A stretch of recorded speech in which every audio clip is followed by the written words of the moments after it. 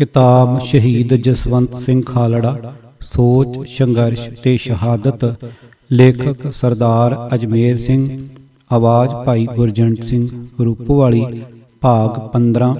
भेद दीआं परतां खुलण लगियां, मड़ियां विच भी भ्रिष्टाचार दा बोलबाला अते मौतां दी बोली। वाहिगुरू जी का खालसा वाहिगुरू जी की फतेह।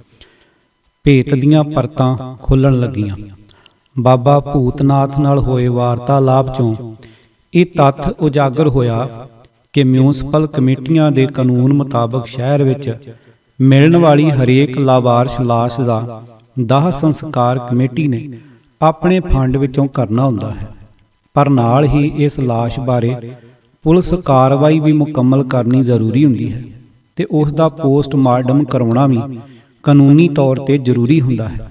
ਮੈਡੀਕਲ ਮਹਿਕਮੇ ਦੇ ਪੋਸਟਮਾਰਟਮ ਨਿਯਮਾਂ ਮੁਤਾਬਕ ਜੇਕਰ ਕਿਸੇ ਲਾਸ਼ ਦਾ ਕੋਈ ਵਾਰਸ ਨਹੀਂ ਮਿਲਦਾ ਤਾਂ ਉਸ ਲਾਵਾਰਸ਼ ਕਰਾਰ ਦਿੱਤੀ ਲਾਸ਼ ਦੀ ਫੋਟੋ ਤੇ ਉਸ ਦੀਆਂ ਸ਼ਨਾਖਤੀ ਨਿਸ਼ਾਨੀਆਂ ਰਿਕਾਰਡ ਵਿੱਚ ਰੱਖਣੀਆਂ ਜ਼ਰੂਰੀ ਹੁੰਦੀਆਂ ਹਨ। ਪੁਲਿਸ ਮਹਿਕਮੇ ਦੇ ਨਿਯਮ ਨੰਬਰ 3 ਚੈਪਟਰ 25 ਵਿੱਚ ਅਣਪਛਾਤੀਆਂ ਤੇ ਲਾਵਾਰਸ ਲਾਸ਼ਾਂ ਦੇ ਸੰਸਕਾਰ ਲਈ ਅਪਣਾਈ ਜਾਣ ਵਾਲੀ ਪ੍ਰਕਿਰਿਆ ਬਾਰੇ ਸਪਸ਼ਟ ਹਦਾਇਤਾਂ ਦਰਜ ਕੀਤੀਆਂ ਗਈਆਂ ਹਨ, ਜਿਨ੍ਹਾਂ ਮੁਤਾਬਕ ਲਾਸ਼ਾਂ ਦੀਆਂ ਫੋਟੋਆਂ ਦੇ ਇਸ਼ਤਿਹਾਰ ਜਨਤਾ ਵਾਸਤੇ ਜਾਰੀ ਕਰਨੇ ਲਾਜ਼ਮੀ ਹੁੰਦੇ ਹਨ। ਪਰ ਹਿਊਮਨ ਰਾਈਟਸ ਵਿੰਗ ਦੀ 2 ਮੈਂਬਰੀ ਕਮੇਟੀ ਦੁਆਰਾ ਕੀਤੀ ਗਈ ਛਾਣਬੀਣ ਦੇ ਦੌਰਾਨ ਇਹ ਤੱਥ ਧਿਆਨ ਵਿੱਚ ਆਇਆ ਕਿ ਸਰਕਾਰੀ ਹਨੇਰਗਰਦੀ ਦੇ ਉਸ ਕਾਲੇ ਦੌਰ ਅੰਦਰ ਪੰਜਾਬ ਪੁਲਿਸ ਵੱਲੋਂ ਨਾਜਾਇਜ਼ ਹਿਰਾਸਤ ਵਿੱਚ ਰੱਖੇ ਹਜ਼ਾਰਾਂ ਸਿੱਖਾਂ ਨੂੰ ਵੱਖ-ਵੱਖ ਤਰ੍ਹਾਂ ਕਤਲ ਕਰਕੇ ਉਹਨਾਂ ਦੀਆਂ ਲਾਸ਼ਾਂ ਲਾਵਾਰਸ ਕਰਾਰ ਦੇ ਕੇ ਮਿਊਨਿਸਪਲ ਸ਼ਮਸ਼ਾਨ ਘਾਟਾਂ ਵਿੱਚ ਸੁੱਟ ਦਿੱਤੀਆਂ ਜਾਂਦੀਆਂ ਸਨ ਅਤੇ ਕਾਨੂੰਨੀ ਕਾਰਵਾਈ ਦੀ ਰਸਮ ਪੂਰੀ ਕਰਨ ਲਈ ਗਲਤ ਮਲਤ FIR ਤੇ ਸਰਕਾਰ ਦੇ ਪਿੱਠੂ ਡਾਕਟਰਾਂ ਕੋਲੋਂ ਝੂਠਾ ਮੂਠਾ ਪੋਸਟਮਾਰਟਮ ਕਰਾ ਕੇ ਮਾਮਲਾ ਗਲੋਂ ਲਾਹ ਦਿੱਤਾ ਜਾਂਦਾ ਸੀ। ਜਿਹੜੇ ਖਾੜਕੂਆਂ ਦੇ ਸਿਰਾਂ ਦੇ ਇਨਾਮ ਰੱਖੇ ਹੁੰਦੇ ਸਨ, ਇਨਾਮ ਹਾਸਲ ਕਰਨ ਦੇ ਲਾਲਚ ਵਿੱਚ ਉਹਨਾਂ ਦੇ ਅਸਲੀ ਨਾਂ ਤਾਂ ਨਸ਼ਰ ਕਰ ਦਿੱਤੇ ਜਾਂਦੇ ਸਨ, ਪਰ ਨਾਲ ਇਹ ਝੂਠ ਬੋਲਿਆ ਜਾਂਦਾ ਸੀ ਕਿ ਉਹਨਾਂ ਦੇ ਵਾਰਸ ਲਾਸ਼ ਲੈਣ ਲਈ ਤਿਆਰ ਨਹੀਂ ਸਨ। ਇਸ ਤਰ੍ਹਾਂ ਅਜਿਹੀਆਂ ਲਾਸ਼ਾਂ ਲਾਵਾਰਸ ਕਹਿ ਕੇ ਸਾੜ ਦਿੱਤੀਆਂ ਜਾਂਦੀਆਂ ਸਨ। ਦੁਰਗਿਆਣਾ ਸ਼ਮਸ਼ਾਨ ਘਾਟ ਦੇ ਰਜਿਸਟਰ ਵਿੱਚ ਪੁਲਿਸ ਵੱਲੋਂ ਮਾਰੇ ਗਏ ਕੁਝ ਵਿਅਕਤੀਆਂ ਦੇ ਨਾਂ ਤੇ ਪਿੰਡ ਵੀ ਲਿਖਿਆ ਹੋਇਆ ਸੀ, ਪਰ ਇਸ ਦੇ ਬਾਵਜੂਦ ਰਿਕਾਰਡ ਵਿੱਚ ਲਾਸ਼ ਅਣਪਛਾਤੀ ਦੱਸੀ ਗਈ ਸੀ। ਉਦਾਹਰਨ ਵਜੋਂ ਰਾਜਾ ਸਾਂਸੀ ਦੀ ਪੁਲਿਸ ਅੰਮ੍ਰਿਤਸਰ ਦੇ ਗੁਰੂ ਨਾਨਕ ਹਸਪਤਾਲ ਵਿੱਚ ਇਲਾਜ ਕਰਵਾ ਰਹੇ ਪ੍ਰਗਟ ਸਿੰਘ ਬੁਲਟ ਨਾਂ ਦੇ ਖਾੜਕੂ ਨੂੰ ਦਿਨ ਦਿਹਾੜੇ ਚੁੱਕ ਕੇ ਲੈ ਗਈ ਸੀ। 5 ਨਵੰਬਰ 1992 ਨੂੰ ਉਸ ਨੂੰ ਪੁਲਿਸ ਮੁਕਾਬਲੇ ਵਿੱਚ ਮਰਿਆ ਦਿਖਾ ਕੇ ਉਸ ਦੀ ਲਾਸ਼ ਦਾ ਦੁਰਗਿਆਣਾ ਮੰਦਿਰ ਦੇ ਸ਼ਮਸ਼ਾਨ ਘਾਟ ਵਿੱਚ ਅਣਪਛਾਤੀ ਕਹਿ ਕੇ ਦਾਹ ਸੰਸਕਾਰ ਕਰ ਦਿੱਤਾ ਗਿਆ ਸੀ। ਦੁਰਗਿਆਣਾ ਮੰਦਿਰ ਦੇ ਸ਼ਮਸ਼ਾਨ ਘਾਟ ਤੋਂ ਮਿਲੀ ਜਾਣਕਾਰੀ ਨਾਲ ਪੜਤਾਲ ਦਾ ਅਮਲ ਅੱਗੇ ਵਧਾਉਣਾ ਆਸਾਨ ਹੋ ਗਿਆ ਸੀ। ਇਸੇ ਤਰੀਕੇ ਨਾਲ ਅੰਮ੍ਰਿਤਸਰ, ਤਰਨਤਾਰਨ ਤੇ ਪੱਟੀ ਦੇ ਮਿਊਨਿਸਪਲ ਸ਼ਮਸ਼ਾਨ ਘਾਟਾਂ ਤੋਂ ਵੀ ਜਾਣਕਾਰੀ ਹਾਸਲ ਕੀਤੀ ਗਈ। ਇਸ ਤੋਂ ਇਲਾਵਾ ਅੰਮ੍ਰਿਤਸਰ ਦੇ ਜਨਮ ਤੇ ਮੌਤ ਦੇ ਰਜਿਸਟਰ ਤੋਂ ਵੀ ਲੋੜੀਂਦੀ ਸੂਚਨਾ ਪ੍ਰਾਪਤ ਕੀਤੀ ਗਈ। ਸੰਸਕਾਰ ਕਰਨ ਲਈ ਖਰੀਦੀਆਂ ਲੱਕੜਾਂ ਦੀਆਂ ਰਸੀਦਾਂ ਤੋਂ ਵੀ ਛੁਪਿਆ ਸੱਚ ਪ੍ਰਗਟ ਹੋਇਆ। ਇਸ ਪੜਤਾਲ ਦੇ ਆਧਾਰ ਤੇ ਹਿਊਮਨ ਰਾਈਟਸ ਵਿੰਗ ਨੇ 16 ਜਨਵਰੀ 1995 ਨੂੰ ਆਪਣੀ ਪਹਿਲੀ ਰਿਪੋਰਟ ਪ੍ਰੈਸ ਲਈ ਜਾਰੀ ਕੀਤੀ। ਤੱਥ ਖੋਜ ਕਮੇਟੀ ਨੇ ਇਸ ਰਿਪੋਰਟ ਵਿੱਚ ਆਪਣੇ ਪ੍ਰਮੁੱਖ ਸਰੋਤ ਬਾਬਾ ਭੂਤਨਾਥ ਦਾ ਬਚਾਅ ਕਰਨ ਲਈ ਨਾ ਸਿਰਫ ਉਸ ਦਾ ਹਵਾਲਾ ਦੇਣ ਤੋਂ ਪੂਰੀ ਤਰ੍ਹਾਂ ਸੰਕੋਚ ਕੀਤਾ, ਸਗੋਂ ਰਿਪੋਰਟ ਵਿੱਚ ਜਾਣ-ਬੁੱਝ ਕੇ ਇਹ ਕਿਹਾ ਗਿਆ ਕਿ ਦੁਰਗਿਆਣਾ ਮੰਦਿਰ ਦੇ ਸ਼ਮਸ਼ਾਨ ਘਾਟ ਦੇ ਕਰਮਚਾਰੀਆਂ ਨੇ ਕਮੇਟੀ ਨੂੰ ਕੋਈ ਵੀ ਜਾਣਕਾਰੀ ਦੇਣ ਤੋਂ ਇਨਕਾਰ ਕਰ ਦਿੱਤਾ ਸੀ। ਉੱਥੋਂ ਮਿਲੀ ਸਾਰੀ ਜਾਣਕਾਰੀ ਉਹਨਾਂ ਅੰਮ੍ਰਿਤਸਰ ਦੇ ਜਨਮ ਤੇ ਮੌਤ ਦੇ ਰਜਿਸਟਰ ਦੇ ਖਾਤੇ ਵਿੱਚ ਪਾ ਦਿੱਤੀ ਸੀ। ਇਸ ਤੋਂ ਪਤਾ ਚੱਲਦਾ ਹੈ ਕਿ ਤੱਥ ਖੋਜ ਕਮੇਟੀ ਆਪਣੀ ਪੜਤਾਲ ਨੂੰ ਨੇਪਰੇ ਚਾੜ੍ਹਨ ਲਈ ਕਿਵੇਂ ਬੋਝ ਕੇ ਕਦਮ ਪੁੱਟ ਰਹੀ ਸੀ। ਉਸ ਪਲੇਠੀ ਰਿਪੋਰਟ ਵਿੱਚੋਂ ਹੇਠ ਲਿਖੇ ਅਹਿਮ ਤੱਥ ਉਗੜ ਕੇ ਸਾਹਮਣੇ ਆਏ ਸਨ। ਦੁਰਗਿਆਣਾ ਮੰਦਿਰ ਦੇ ਇੱਕੋ ਸ਼ਮਸ਼ਾਨ ਘਾਟ ਵਿੱਚ ਜੂਨ 1984 ਤੋਂ ਲੈ ਕੇ 1994 ਤੱਕ 10 ਸਾਲਾਂ ਵਿੱਚ 2000 ਲਾਸ਼ਾਂ ਅਣਪਛਾਤੀਆਂ ਕਹਿ ਕੇ ਸਾੜੀਆਂ ਗਈਆਂ ਸਨ। ਰਿਕਾਰਡ ਅਨੁਸਾਰ ਮੁੱਖ ਮੰਤਰੀ ਬੇਅੰਤ ਸਿੰਘ ਦੇ ਰਾਜਕਾਲ ਦੇ ਪਹਿਲੇ ਇੱਕੋ ਸਾਲ ਅੰਦਰ ਪੁਲਿਸ ਨੇ ਇਸ ਸ਼ਮਸ਼ਾਨ ਘਾਟ ਵਿੱਚ 300 ਲਾਸ਼ਾਂ ਲਵਾਰਸ ਕਹਿ ਕੇ ਲਿਆਂਦੀਆਂ ਸਨ, ਜਿਨ੍ਹਾਂ ਚੋਂ 112 ਦੇ ਨਾਂ ਦਿੱਤੇ ਹੋਏ ਸਨ। ਬਾਕੀ 188 ਲਾਸ਼ਾਂ ਅਣਪਛਾਤੀਆਂ ਦੱਸੀਆਂ ਗਈਆਂ ਸਨ। ਇਨ੍ਹਾਂ 300 ਲਾਸ਼ਾਂ ਚੋਂ 41 ਜਣੇ ਗੋਲੀਆਂ ਲੱਗਣ ਨਾਲ ਮਰੇ ਦਿਖਾਏ ਗਏ ਸਨ। ਬਾਕੀ 259 ਵਿਅਕਤੀਆਂ ਦੇ ਮਰਨ ਦਾ ਕੋਈ ਵੀ ਕਾਰਨ ਨਹੀਂ ਦੱਸਿਆ ਗਿਆ ਸੀ। 300 ਲਾਸ਼ਾਂ ਚੋਂ ਅੰਮ੍ਰਿਤਸਰ ਦੇ ਮੈਡੀਕਲ ਕਾਲਜ ਦੇ ਡਾਕਟਰਾਂ ਵੱਲੋਂ ਸਿਰਫ 24 ਲਾਸ਼ਾਂ ਦਾ ਪੋਸਟਮਾਰਟਮ ਕੀਤਾ ਦਿਖਾਇਆ ਗਿਆ ਸੀ। 276 ਲਾਸ਼ਾਂ ਦਾ ਪੋਸਟਮਾਰਟਮ ਕਰਨ ਦੀ ਰਸਮੀ ਕਾਰਵਾਈ ਕਰਨੀ ਵੀ ਜ਼ਰੂਰੀ ਨਹੀਂ ਸਮਝੀ ਗਈ ਸੀ। 300 ਲਾਸ਼ਾਂ ਚੋਂ 5 ਲਾਸ਼ਾਂ ਔਰਤਾਂ ਦੀਆਂ ਸਨ, ਜਿਨ੍ਹਾਂ ਚੋਂ ਕੇਵਲ 3 ਦੇ ਹੀ ਨਾਂ ਦਿੱਤੇ ਗਏ ਸਨ। ਬਾਕੀ 2 ਅਣਪਛਾਤੀਆਂ ਕਹਿ ਕੇ ਸਾੜ ਦਿੱਤੀਆਂ ਗਈਆਂ ਸਨ। ਪੱਟੀ ਦੀ ਮਿਊਨਿਸਪਲ ਕਮੇਟੀ ਦਾ ਇੱਕ ਕੌਂਸਲਰ ਸਰਦਾਰ ਰਮੇਸ਼ ਸਿੰਘ ਅੰਮ੍ਰਿਤਸਰ ਦੇ ਕੇਂਦਰੀ ਸਹਿਕਾਰੀ ਬੈਂਕ ਦਾ ਡਾਇਰੈਕਟਰ ਹੋਣ ਕਰਕੇ ਜਸਵੰਤ ਸਿੰਘ ਦਾ ਚੰਗਾ ਦੋਸਤ ਸੀ। ਉਸ ਨੇ ਜੈਨ ਸਭਾ ਦੇ ਸ਼ਮਸ਼ਾਨ ਘਾਟ ਤੋਂ ਰਿਕਾਰਡ ਹਾਸਲ ਕਰਨ ਵਿੱਚ ਤੱਥ ਖੋਜ ਕਮੇਟੀ ਨੂੰ ਪੂਰਾ ਸਹਿਯੋਗ ਦਿੱਤਾ ਸੀ। ਉਸ ਦੀ ਸਹਾਇਤਾ ਨਾਲ ਸ਼ਮਸ਼ਾਨ ਘਾਟ ਦੇ ਰਜਿਸਟਰ ਦੀ ਛਾਣਬੀਣ ਕਰਨ ਤੋਂ ਪਤਾ ਚੱਲਿਆ ਕਿ 1986 ਤੋਂ 1994 ਤੱਕ ਉਸ ਇੱਕੋ ਸ਼ਮਸ਼ਾਨ ਘਾਟ ਵਿੱਚ 1135 ਲਾਸ਼ਾਂ ਦਾ ਸੰਸਕਾਰ ਕੀਤਾ ਗਿਆ ਸੀ। ਜਸਵੰਤ ਸਿੰਘ ਨੇ ਹਿੰਮਤ ਕਰਕੇ ਪੱਟੀ ਦੀ ਲਾਹੌਰ ਰੋਡ ਉੱਤੇ ਲੱਕੜਾਂ ਦੇ ਉਸ ਟਾਲ ਨੂੰ ਜਾ ਲੱਭਿਆ, ਜਿੱਥੋਂ ਲਾਸ਼ਾਂ ਦਾ ਸੰਸਕਾਰ ਕਰਨ ਲਈ ਲੱਕੜਾਂ ਖਰੀਦੀਆਂ ਜਾਂਦੀਆਂ ਸਨ। ਉਸ ਨੂੰ ਟਾਲ ਦੇ ਮਾਲਕ ਸੁਖਦੇਵ ਸਿੰਘ ਕੋਲੋਂ ਸ਼ਮਸ਼ਾਨ ਘਾਟ ਨੂੰ ਵੇਚੀਆਂ ਗਈਆਂ ਲੱਕੜਾਂ ਤੇ ਉਸ ਬਦਲੇ ਹਾਸਲ ਕੀਤੇ ਪੈਸਿਆਂ ਦਾ ਮੁਕੰਮਲ ਵੇਰਵਾ ਮਿਲ ਗਿਆ ਸੀ। ਜਸਵੰਤ ਸਿੰਘ ਨੇ ਆਪਣੇ ਸ਼ਖਸੀ ਪ੍ਰਭਾਵ ਦੇ ਆਸਰੇ ਸੁਖਦੇਵ ਸਿੰਘ ਨੂੰ ਇਸ ਬਾਰੇ ਲਿਖਤੀ ਹਲਫਨਾਮਾ ਐਫੀਡੇਵਿਟ ਦੇਣ ਲਈ ਰਜ਼ਾਮੰਦ ਕਰ ਲਿਆ। ਸੁਖਦੇਵ ਸਿੰਘ ਨੇ 9 ਮਾਰਚ 1993 ਨੂੰ ਜਸਵੰਤ ਸਿੰਘ ਨੂੰ ਇਹ ਲਿਖਤੀ ਐਫੀਡੇਵਿਟ ਦੇ ਦਿੱਤਾ ਸੀ ਕਿ ਉਸ ਨੇ 31 ਜੁਲਾਈ 1999 ਤੋਂ ਲੈ ਕੇ 13 ਮਈ 1990 ਤੱਕ ਪੁਲਿਸ ਕੋਲੋਂ ਲੱਕੜਾਂ ਬਦਲੇ 6663 ਰੁਪਏ ਵਸੂਲ ਕੀਤੇ ਸਨ ਅਤੇ 1 ਜੂਨ 1990 ਤੋਂ ਲੈ ਕੇ 1 ਅਗਸਤ 1990 ਤੱਕ ਉਸ ਦੀ 2216 ਰੁਪਏ ਦੀ ਰਕਮ ਪੁਲਿਸ ਵੱਲ ਬਕਾਇਆ ਸੀ, ਜਿਹੜੀ ਅਜੇ ਉਦੋਂ ਤੱਕ ਅਦਾ ਨਹੀਂ ਕੀਤੀ ਗਈ ਸੀ। ਬਾਅਦ ਵਿੱਚ ਜਾ ਕੇ ਤੱਥ ਖੋਜ ਕਮੇਟੀ ਨੂੰ ਇਹ ਪਤਾ ਚੱਲ ਗਿਆ ਕਿ 1991 ਤੋਂ ਅਕਤੂਬਰ 1994 ਤੱਕ ਪੱਟੀ ਦੇ ਸ਼ਮਸ਼ਾਨ ਘਾਟ ਵਿੱਚ 538 ਲਾਸ਼ਾਂ ਸਾੜੀਆਂ ਗਈਆਂ ਸਨ। ਪੱਟੀ ਦੇ ਸ਼ਮਸ਼ਾਨ ਘਾਟ ਦੇ ਮੁਲਾਜ਼ਮਾਂ ਨੇ ਕਮੇਟੀ ਦੇ ਮੈਂਬਰਾਂ ਨੂੰ ਦੱਸਿਆ ਕਿ ਕਿਸੇ ਦਿਨ 2 ਤੇ ਕਿਸੇ ਦਿਨ ਇਕੱਠੀਆਂ ਹੀ 10 ਲਾਸ਼ਾਂ ਆ ਜਾਂਦੀਆਂ ਸਨ। ਲਾਸ਼ਾਂ ਦੇ ਅਦਬ ਸਨਮਾਨ ਦਾ ਰਤੀ ਭਰ ਵੀ ਖਿਆਲ ਨਹੀਂ ਰੱਖਿਆ ਜਾਂਦਾ ਸੀ।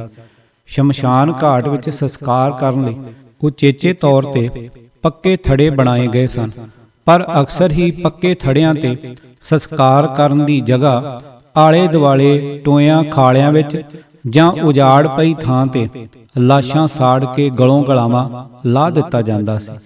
ਇੱਕ ਮੁਲਾਜ਼ਮ ਜੋ 7 ਕੁ ਮਹੀਨੇ ਪਹਿਲਾਂ ਹੀ ਆਇਆ ਸੀ ਨੇ ਦੱਸਿਆ ਕਿ ਉਸ ਨੇ ਆ ਕੇ ਜਦੋਂ ਆਲੇ ਦੁਆਲੇ ਦੇ ਖੇਤਾਂ 'ਚ ਲਾਸ਼ਾਂ ਦੇ ਅੱਧ ਸੜੇ ਅੰਗ ਖਿਲਰੇ ਦੇਖੇ ਤਾਂ ਉਸ ਨੇ ਉਹ ਇਕੱਠੇ ਕਰਕੇ ਬੋਰੇ ਵਿੱਚ ਪਾ ਕੇ ਨੇੜੇ ਪੈਂਦੀ ਰਾਜਸਥਾਨ ਨਹਿਰ ਵਿੱਚ ਰੋੜ ਦਿੱਤੇ ਸਨ। ਇਸੇ ਤਰ੍ਹਾਂ ਇੱਕ ਰਸੂਖਵਾਨ ਕਾਂਗਰਸੀ ਨੇ ਦੱਸਿਆ ਕਿ ਉਸ ਦੇ ਖੇਤ ਸ਼ਮਸ਼ਾਨ ਘਾਟ ਦੇ ਨਾਲ ਲੱਗਦੇ ਹਨ। ਅਕਸਰ ਹੀ ਕੁੱਤੇ ਖੇਤਾਂ ਵਿੱਚ ਅੱਧ ਸੜੀਆਂ ਲਾਸ਼ਾਂ ਧੋਈ ਫਿਰਦੇ ਨਜ਼ਰ ਪੈ ਜਾਂਦੇ ਸਨ। ਉਸ ਨੇ ਕਈ ਵੇਰਾਂ ਅੱਧ ਸੜੇ ਮਨੁੱਖੀ ਅੰਗ ਇਕੱਠੇ ਕਰਕੇ ਆਪ ਦੁਬਾਰਾ ਸਾੜੇ ਸਨ। ਇਸੇ ਤਰੀਕੇ ਨਾਲ ਭਾਈ ਜਸਵੰਤ ਸਿੰਘ ਤੇ ਉਸ ਦੇ ਸਾਥੀਆਂ ਨੂੰ ਤਰਨਤਾਰਨ ਦੇ ਸ਼ਮਸ਼ਾਨ ਘਾਟ ਤੋਂ 1915 ਲਾਸ਼ਾਂ ਅਤੇ ਅੰਮ੍ਰਿਤਸਰ ਸ਼ਹਿਰ ਦੇ ਸ਼ਮਸ਼ਾਨ ਘਾਟ ਤੋਂ 2967 ਲਾਸ਼ਾਂ ਦੀ ਸੂਚੀ ਮਿਲ ਗਈ ਸੀ। ਸਮੁੱਚੇ ਅੰਮ੍ਰਿਤਸਰ ਜ਼ਿਲ੍ਹੇ ਅੰਦਰ 6017 ਲਾਸ਼ਾਂ ਜਿਹੜੀਆਂ ਅਣਪਛਾਤੀਆਂ ਕਹਿ ਕੇ ਸਾੜ ਦਿੱਤੀਆਂ ਗਈਆਂ ਸਨ ਦਾ ਲਿਖਤੀ ਰਿਕਾਰਡ ਮਿਲ ਗਿਆ ਸੀ। ਇਸ ਤੋਂ ਥੋੜੇ ਦਿਨਾਂ ਬਾਅਦ ਸਰਦਾਰ ਜਸਪਾਲ ਸਿੰਘ ਢਿੱਲੋਂ, ਭਾਈ ਜਸਵੰਤ ਸਿੰਘ ਖਾਲੜਾ ਤੇ ਭਾਈ ਅਮਰੀਕ ਸਿੰਘ ਮੁਕਤਸਰ ਨੇ ਚੰਡੀਗੜ੍ਹ ਪ੍ਰੈਸ ਕਾਨਫਰੰਸ ਬੁਲਾ ਕੇ ਹੇਠ ਦਿੱਤਾ ਲਿਖਤੀ ਬਿਆਨ ਪੰਜਾਬੀ ਤੇ ਅੰਗਰੇਜ਼ੀ ਦੋਵਾਂ ਜ਼ੁਬਾਨਾਂ ਵਿੱਚ ਜਾਰੀ ਕੀਤਾ ਸੀ।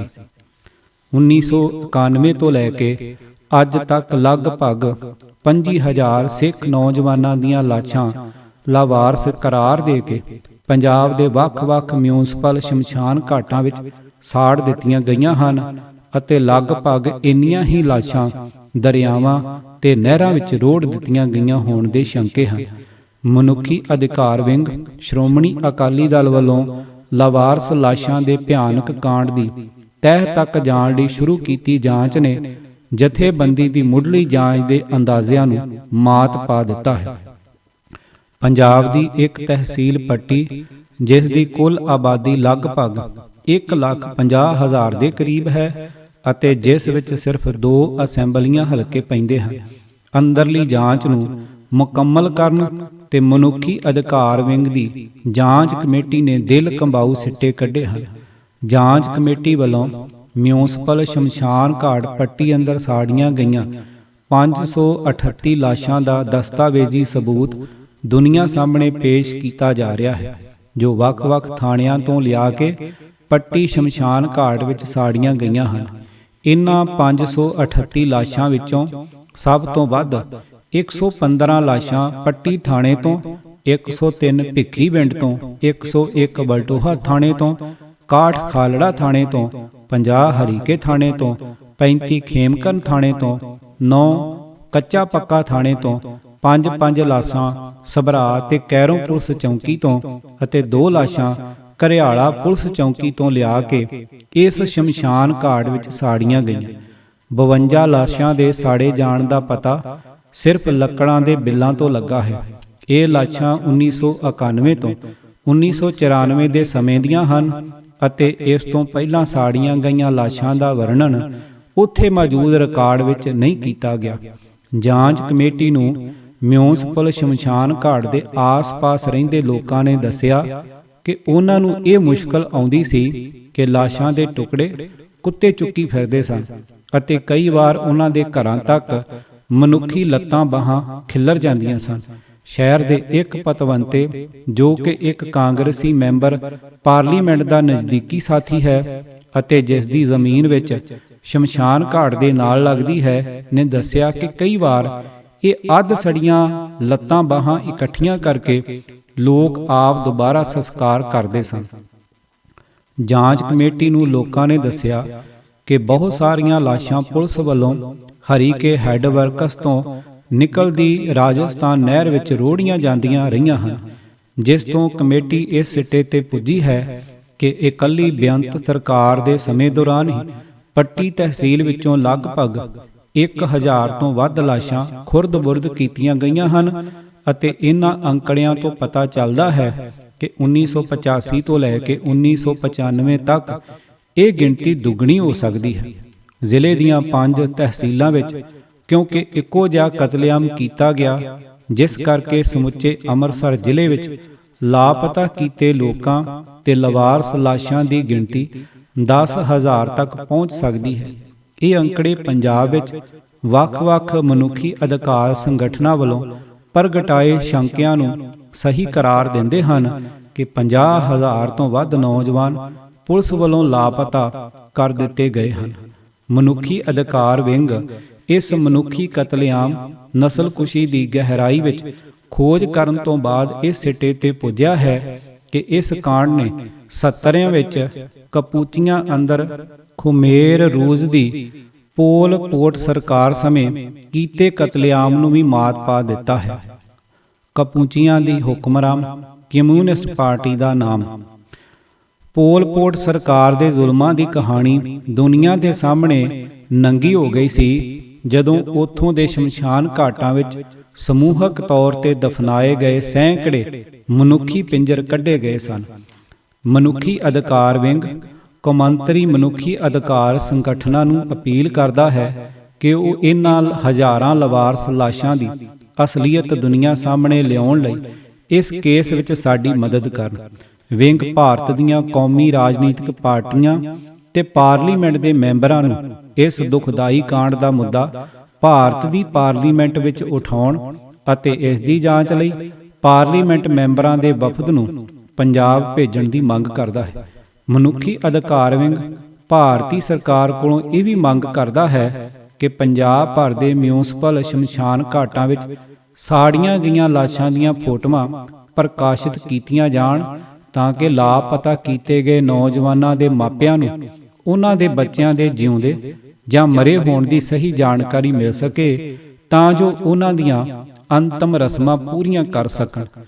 ਅੰਗਰੇਜ਼ੀ ਦੇ ਪ੍ਰਮੁੱਖ ਅਖਬਾਰ ਇੰਡੀਅਨ ਐਕਸਪ੍ਰੈਸ ਨੇ ਸਰਦਾਰ ਜਸਵੰਤ ਸਿੰਘ ਖਾਲੜਾ ਵੱਲੋਂ ਦਿੱਤੀ ਜਾਣਕਾਰੀ ਦੇ ਆਧਾਰ ਤੇ 3 ਫਰਵਰੀ 1995 ਨੂੰ ਪੱਟੀ ਬਾਰੇ ਵੱਡੀ ਖਬਰ ਛਾਪ ਕੇ ਸੰਸਾਰ ਦੇ ਲੋਕਾਂ ਨੂੰ ਸਿੱਖਾਂ ਦੀ ਸਿਲਸਿਲੇਬੱਧ ਢੰਗ ਨਾਲ ਹੋ ਰਹੀ ਨਸਲਕੁਸ਼ੀ ਤੋਂ ਜਾਣੂ ਕਰਵਾਇਆ ਸੀ।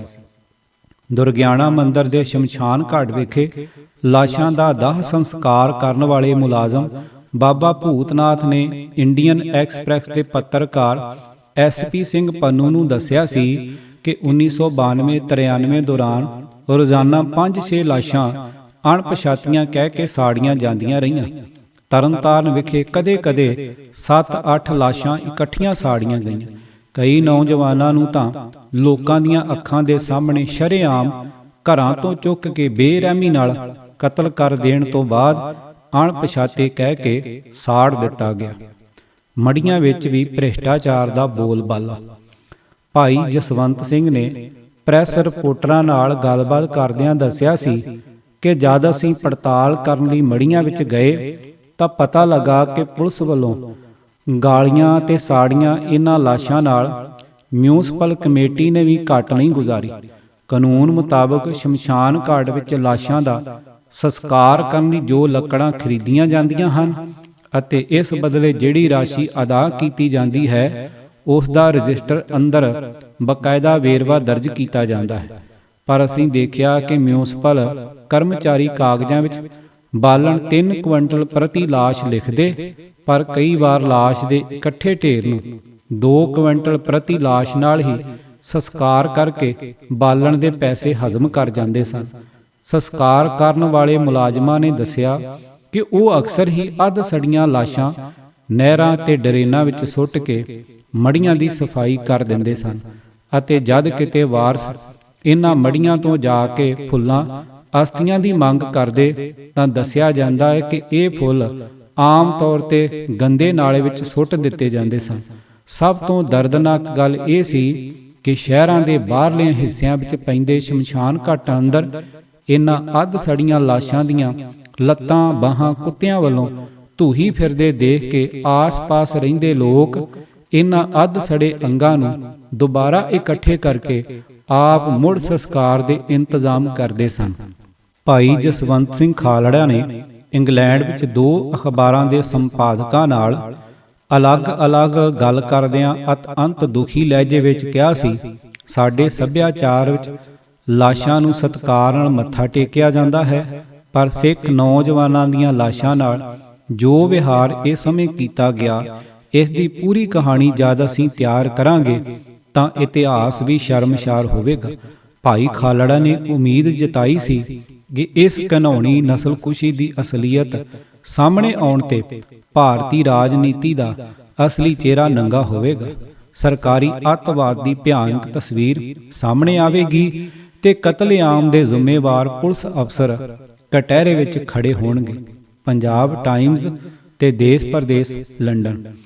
ਉਪਰੋਕਤ ਲਿਖਤੀ ਸਬੂਤ ਲੈ ਕੇ ਮਨੁੱਖੀ ਅਧਿਕਾਰ ਵਿੰਗ ਦੇ ਆਗੂਆਂ ਭਾਈ ਜਸਵੰਤ ਸਿੰਘ ਖਾਲੜਾ, ਸਰਦਾਰ ਜਸਪਾਲ ਸਿੰਘ ਢਿੱਲੋਂ ਤੇ ਅਮਰੀਕ ਸਿੰਘ ਮੁਕਤਸਰ ਤੇ ਹੋਰਨਾਂ ਨੇ ਸਭ ਤੋਂ ਪਹਿਲਾਂ ਪੰਜਾਬ ਦੇ ਤਤਕਾਲੀ ਗਵਰਨਰ ਦਾ ਦਰਵਾਜ਼ਾ ਖੜਕਾਇਆ। ਜਦੋਂ ਉੱਥੋਂ ਕੋਈ ਸੁਣਵਾਈ ਨਾ ਹੋਈ ਤਾਂ ਉਹਨਾਂ ਨੇ 15 ਜਨਵਰੀ ਨੂੰ ਹਾਈ ਕੋਰਟ ਵਿੱਚ ਪਟੀਸ਼ਨ ਪਾ ਦਿੱਤੀ। ਇਸ ਦੇ ਨਾਲ ਹੀ ਉਹ ਪੰਜਾਬ ਤੋਂ ਲੋਕ ਸਭਾ ਲਈ ਚੁਣੇ ਗਏ ਪਾਰਲੀਮੈਂਟ ਦੇ ਮੈਂਬਰਾਂ ਨੂੰ ਜਾ ਕੇ ਮਿਲੇ ਅਤੇ ਉਹਨਾਂ ਅੱਗੇ ਇਨਸਾਫ ਦੀ ਲੜਾਈ ਵਿੱਚ ਮਦਦ ਕਰਨ ਲਈ ਵਾਸਤਾ ਪਾਇਆ। ਪਰ ਉਹਨਾਂ ਨੂੰ ਨਾ ਗਵਰਨਰ ਕੋਲੋਂ, ਨਾ ਹਾਈ ਕੋਰਟ ਕੋਲੋਂ ਤੇ ਨਾ ਹੀ ਲੋਕਾਂ ਦੇ ਚੁਣੇ ਨੁਮਾਇੰਦਿਆਂ ਕੋਲੋਂ ਕੋਈ ਹਾਂ ਪੱਖੀ ਹੁੰਗਾਰਾ ਮਿਲਿਆ। ਰਾਜ ਦੇ ਸਭਨਾਂ ਅਦਾਰਿਆਂ, ਅੰਗਾਂ ਤੇ ਉੱਚ ਅਧਿਕਾਰੀਆਂ ਅੰਦਰ ਇਨਸਾਨੀਅਤ ਮਰ ਚੁੱਕੀ ਸੀ। ਮੌਤਾਂ ਦੀ ਬੋਲੀ। ਉਸ ਸਮੇਂ ਦੌਰਾਨ ਹੀ ਲਾਲਾ ਜਗਤ ਨਾਰਾਇਣ ਦੇ ਅਖਬਾਰ ਸਮੂਹ ਪੰਜਾਬ ਕੇਸਰੀ ਗਰੁੱਪ ਦੀ ਪਹਿਲ ਕਦਮੀ ਨਾਲ ਸਿੱਖ ਖਾੜਕੂਆਂ ਹੱਥੋਂ ਮਾਰੇ ਗਏ ਵਿਅਕਤੀਆਂ ਦੇ ਪਰਿਵਾਰਾਂ ਨੂੰ ਅੱਤਵਾਦ ਪੀੜਤ ਪਰਿਵਾਰਾਂ ਦਾ ਨਾਮ ਦੇ ਕੇ ਉਹਨਾਂ ਦੀ ਇੱਕ ਜਥੇਬੰਦੀ ਬਣਾਉਣ ਦਾ ਅਡੰਬਰ ਰਚਿਆ ਗਿਆ ਸੀ। ਇਸ ਜਥੇਬੰਦੀ ਨੂੰ ਸਰਕਾਰੀ ਸਰਪ੍ਰਸਤੀ ਹਾਸਲ ਸੀ। ਇਸ ਜਥੇਬੰਦੀ ਦੇ ਨਾਮ ਹੇਠਾਂ ਪੰਜਾਬ ਕੇਸਰੀ ਗਰੁੱਪ ਦੇ ਦਫ਼ਤਰ ਵਿੱਚ ਹਰ ਥੋੜੇ ਵਕਫੇ ਬਾਅਦ ਵੱਡਾ ਸਮਾਗਮ ਕੀਤਾ ਜਾਂਦਾ ਸੀ, ਜਿਸ ਵਿੱਚ ਦੇਸ਼ ਭਰ ਦੇ ਪ੍ਰਮੁੱਖ ਰਾਜਸੀ ਆਗੂਆਂ, ਉੱਚ ਪੁਲਿਸ ਅਫਸਰਾਂ, ਚੋਟੀ ਦੇ ਸਰਕਾਰੀ ਅਧਿਕਾਰੀਆਂ ਅਤੇ ਸਮਾਜ ਦੇ ਹਰ ਖੇਤਰ ਦੀਆਂ ਨਾਮਵਰ ਹਸਤੀਆਂ ਨੂੰ ਬੁਲਾਇਆ ਜਾਂਦਾ ਸੀ। ਸਮਾਗਮ ਅੰਦਰ ਖਾੜਕੂ ਸੰਘਰਸ਼ ਦੇ ਤੇ ਸਿੱਖ ਕੌਮ ਵਿਰੁੱਧ ਜ਼ਹਿਰੀਲਾ ਭੰਡੀ ਪ੍ਰਚਾਰ ਕੀਤਾ ਜਾਂਦਾ ਸੀ ਅਤੇ ਅੱਤਵਾਦ ਤੋਂ ਪੀੜਤ ਪਰਿਵਾਰਾਂ ਨੂੰ ਮਾਇਕ ਤੇ ਪਦਾਰਥਕ ਸਹਾਇਤਾ ਦੇ ਖੁੱਲ੍ਹੇ ਗੱਫੇ ਵੰਡੇ ਜਾਂਦੇ ਸਨ, ਜਿਸ ਦੇ ਵਾਸਤੇ ਸਰਕਾਰੀ ਖਜ਼ਾਨੇ ਦੀ ਬੇਦਰੇਗ ਵਰਤੋਂ ਕੀਤੀ ਜਾਂਦੀ ਸੀ। ਭਾਈ ਜਸਵੰਤ ਸਿੰਘ ਖਾਲੜਾ ਨੇ ਮੌਤਾਂ ਦੇ ਮਾਮਲੇ ਵਿੱਚ ਇਸ ਸਰੀਹਨ ਵਿਤਕਰੇਬਾਜ਼ੀ ਤੇ ਰਾਜਸੀ ਅਨਾਚਾਰ ਦੇ ਵਿਰੁੱਧ ਗੁੱਸੇ ਭਰਿਆ ਬਿਆਨ ਜਾਰੀ ਕੀਤਾ ਸੀ। ਉਸ ਨੇ ਕਿਹਾ ਸੀ ਕਿ ਮੌਤਾਂ ਦੇ ਮਾਮਲੇ ਵਿੱਚ ਕੀਤੀ ਜਾ ਰਹੀ ਸਰਕਾਰੀ ਵਿਤਕਰੇਬਾਜ਼ੀ ਦਾ ਪਰਦਾਫਾਸ਼ ਕਰਨ ਲਈ ਮਨੁੱਖੀ ਅਧਿਕਾਰ ਵਿੰਗ ਵੱਲੋਂ ਵੀ ਲਾਵਾਰਸ ਲਾਸ਼ਾਂ ਦੇ ਪਰਿਵਾਰਾਂ ਦੀ ਜਥੇਬੰਦੀ ਬਣਾਈ ਜਾਵੇਗੀ। ਉਸ ਨੇ ਕਿਹਾ ਸੀ, ਸਰਕਾਰ ਲੋਕਾਂ ਦੇ ਇੱਕ ਵਰਗ ਨੂੰ ਅੱਤਵਾਦ ਪੀੜਤ ਪਰਿਵਾਰਾਂ ਦਾ ਨਾਮ ਦੇ ਕੇ ਉਹਨਾਂ ਉੱਤੇ ਸਰਕਾਰੀ ਖਜ਼ਾਨੇ ਚੋਂ ਹਰ ਸਾਲ ਕਰੋੜਾਂ ਰੁਪਇਆ ਖਰਚ ਕਰ ਰਹੀ ਹੈ। ਇਨ੍ਹਾਂ ਵਿੱਚੋਂ ਕੋਈ ਵੀ ਸਰਕਾਰੀ ਜ਼ਬਰ ਤੋਂ ਪੀੜਤ ਨਹੀਂ ਹੈ, ਪਰ ਦੂਜੇ ਪਾਸੇ ਸਰਕਾਰੀ ਜ਼ਬਰ ਦੇ ਸ਼ਿਕਾਰ ਹਜ਼ਾਰਾਂ ਪਰਿਵਾਰਾਂ ਉੱਤੇ ਉਲਟਾ ਜ਼ਬਰ ਢਾਇਆ ਜਾ ਰਿਹਾ ਹੈ। ਸਰਕਾਰੀ ਖਜ਼ਾਨੇ ਨੂੰ ਘਰੇਲੂ ਫੰਡ ਵਾਂਗ ਵਰਤਿਆ ਜਾ ਰਿਹਾ ਹੈ। ਇਸ ਕਰਕੇ ਸ਼੍ਰੋਮਣੀ ਅਕਾਲੀ ਦਲ ਦਾ ਹਿਊਮਨ ਰਾਈਟਸ ਵਿੰਗ ਸਰਕਾਰੀ ਜ਼ਬਰ ਦਾ ਸ਼ਿਕਾਰ ਹੋਏ ਲੋਕਾਂ ਨੂੰ ਇਨਸਾਫ ਦਿਵਾਉਣ ਲਈ UNO, red cross, Amnesty international ਤੇ ਹੋਰਨਾਂ ਕੌਮਾਂਤਰੀ ਸੰਸਥਾਵਾਂ ਅੱਗੇ ਅਰਜ਼ੋਈ ਕਰੇਗਾ। ਇਸ ਦਿਸ਼ਾ ਵਿੱਚ ਅਮਲੀ ਕਦਮ ਪੁੱਟਦਿਆਂ ਉਪਰੋਕਤ ਸੰਸਥਾਵਾਂ ਨੂੰ ਪੰਜਾਬ ਅੰਦਰ ਮਨੁੱਖੀ ਹੱਕਾਂ ਦੇ ਕੀਤੇ ਜਾ ਰਹੇ ਘਾਣ ਬਾਰੇ ਠੋਸ ਤੱਤਾਂ ਉੱਤੇ ਆਧਾਰਿਤ ਰਿਪੋਰਟਾਂ ਭੇਜੀਆਂ ਗਈਆਂ ਸਨ। ਸ਼ਹੀਦ ਜਸਵੰਤ ਸਿੰਘ ਖਾਲੜਾ, ਸੋਚ, ਸੰਘਰਸ਼ ਤੇ ਸ਼ਹਾਦਤ। ਲੇਖਕ ਸਰਦਾਰ ਅਜਮੇਰ ਸਿੰਘ। ਆਵਾਜ਼ ਭਾਈ ਗੁਰਜੰਟ ਸਿੰਘ ਰੂਪੋਵਾਲੀ। ਭਾਗ 15। ਪੂਰੀ ਕਿਤਾਬ ਸੁਣਨ ਵਾਸਤੇ YouTube ਚੈਨਲ ਸਬਸਕ੍ਰਾਈਬ ਕਰੋ। ਗੁਰਜੰਟ ਸਿੰਘ ਰੂਪੋਵਾਲੀ। ਵਾਹਿਗੁਰੂ ਜੀ ਕਾ ਖਾਲਸਾ, ਵਾਹਿਗੁਰੂ ਜੀ ਕੀ ਫਤਿਹ।